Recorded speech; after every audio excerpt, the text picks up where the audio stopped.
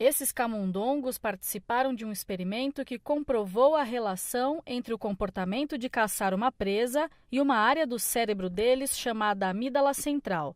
A novidade é que, em geral, os cientistas associam essa região não à caça, mas a um comportamento ligado ao medo, o de fugir ou ficar frente a uma ameaça. Esse artigo é sobre um tipo específico de comportamento alimentar, que é o comportamento predatório, que se trata de um animal buscando um objeto vivo que vai lhe servir de fonte nutricional.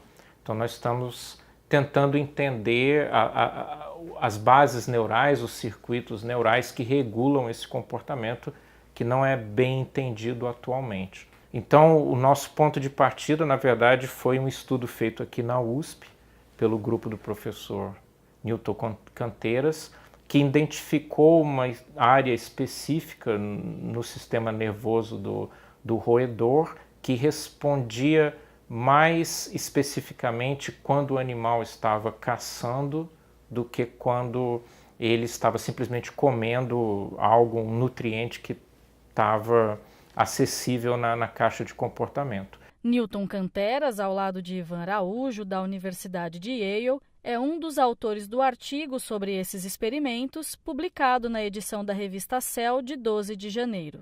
O Newton tem vários trabalhos em que ele introduziu uma visão nova sobre a função da amígdala central, né? Mas de maneira geral o que a gente vê é um envolvimento muito menor da amígdala no comportamento de medo comparado a esse comportamento mais exploratório caçador. Tinha uma história dessa história da amígdala e medo, né, na questão do central, do núcleo central.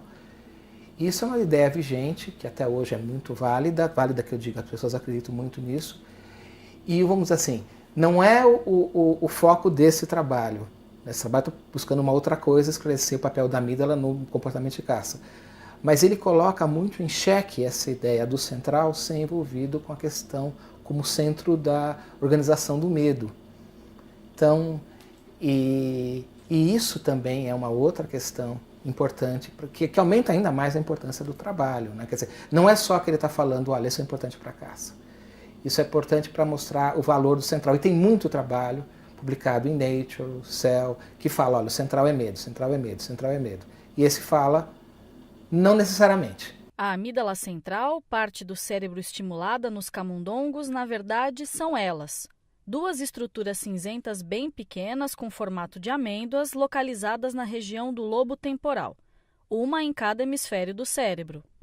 Para testar a relação entre a amígdala e o comportamento de caça, o grupo de pesquisadores usou duas técnicas. Em uma delas, os pesquisadores implantaram fibras ópticas nos camundongos para ativar a região do cérebro em teste. Em seguida, ofereceram aos animais diferentes tipos de presas: um grilo, um pedaço de madeira, um brinquedo que se movimenta.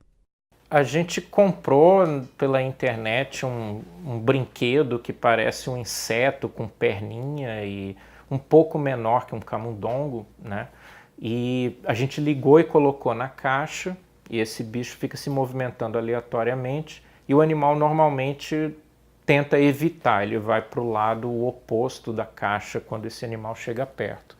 Mas com a estimulação desses neurônios que nós pensamos estão relacionados com a caça, o animal muda completamente, ele persegue esse objeto e morde e fica tentando matar, entre aspas, o objeto, continua mordendo e tentando manter ele sob controle repetidamente. Então, enquanto esses neurônios estiverem ativados, o animal vai colocar as patas dianteiras sobre ele e morder repetidamente, como se estivesse realmente lutando para dominar e eliminar uma presa. A mesma postura motora, os mesmos parâmetros motores que você observa quando um animal normal está caçando uma presa verdadeira, né? Quer dizer, o camundongo faz o movimento de pegar e morder a presa quando estimulado pelo laser, mesmo quando ela é artificial.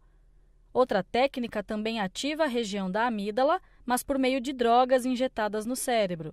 Os resultados foram similares. A gente potenciou o comportamento de caça e fez com que os animais caçassem objetos aleatórios, artificiais, ativando esses neurônios usando essa técnica também. A importância disso é que o comportamento predatório ele é um comportamento evolucionariamente fundamental, então ele provavelmente foi um grande modulador, um grande influenciador de como o cérebro se configurou atualmente, e ele nos ajuda a entender uma série de questões básicas em neurociências, por exemplo, a conexão entre estímulos sensoriais e motores, etc. Uma coisa importante a se lembrar é que os humanos e os primatas em geral possuem essa estrutura cerebral. A amígdala central ela existe em primatas, em humanos, ela parece existir em todos os vertebrados que têm mandíbula. Então, de alguma forma, esse circuito sobreviveu e chegou às espécies primatas mais elevadas, né? Agora, uma possibilidade, que é uma espécie de metáfora, vamos dizer assim, é tentar entender se isso tem algum papel no consumo excessivo de calorias, né? Então, uma das grandes questões em comportamento alimentar e obesidade é tentar entender por que um organismo ingere mais calorias do que a necessidade fisiológica exige. Porque existe essa tendência de acumular, né? Essa tendência comportamental de exagerar no consumo, né? Então, se a gente pensa no comportamento predatório, o que a gente vê é que os animais não necessariamente precisam estar com fome para caçar. O estímulo da presa é suficiente para fazer eles caçarem. E isso faz sentido, vamos dizer assim, na natureza, né, que seja um comportamento oportunístico, porque mesmo que você não esteja com fome agora, você não sabe se no futuro você terá uma presa a seu alcance que você possa capturar. Então tem um sentido biológico de sobrevivência você caçar sem a fome.